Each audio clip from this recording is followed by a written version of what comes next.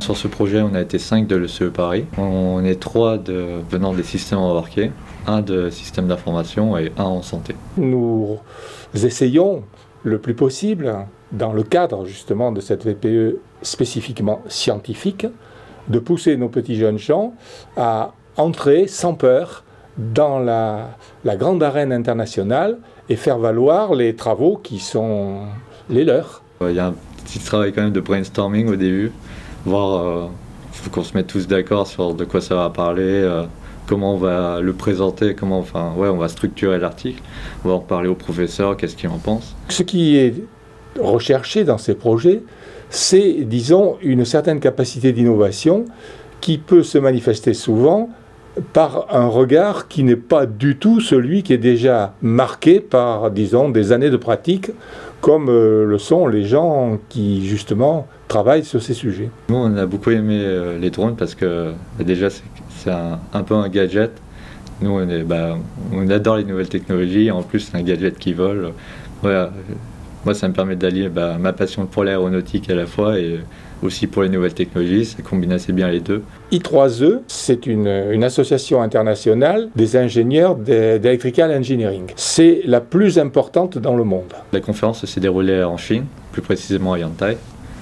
On avait la publication, on l'a présentée en anglais. C'était des tout petits jeunes gens par rapport à tous ceux qui étaient dans cette conférence, qui sont des professeurs chevronnés. On avait un public essentiellement de chercheurs en face de nous. Soit ils faisaient leur thèse, soit ils étaient déjà doctorants.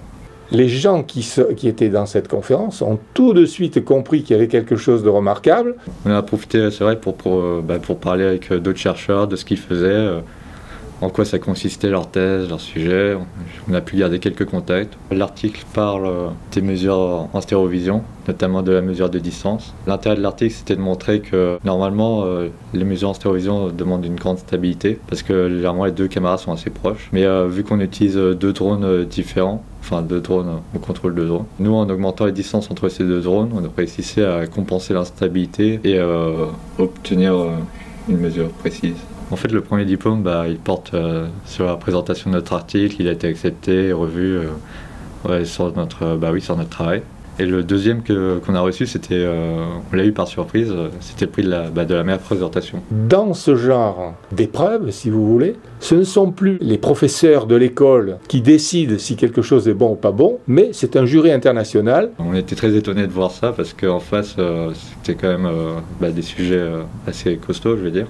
Ça leur donne immédiatement une audience complètement internationale. Ça nous permet de développer un peu plus nos compétences à la fois au niveau des mathématiques, un peu de la conception aussi, du but de notre projet. Tous ces garçons, quand ils reviennent, me disent qu'ils ont été...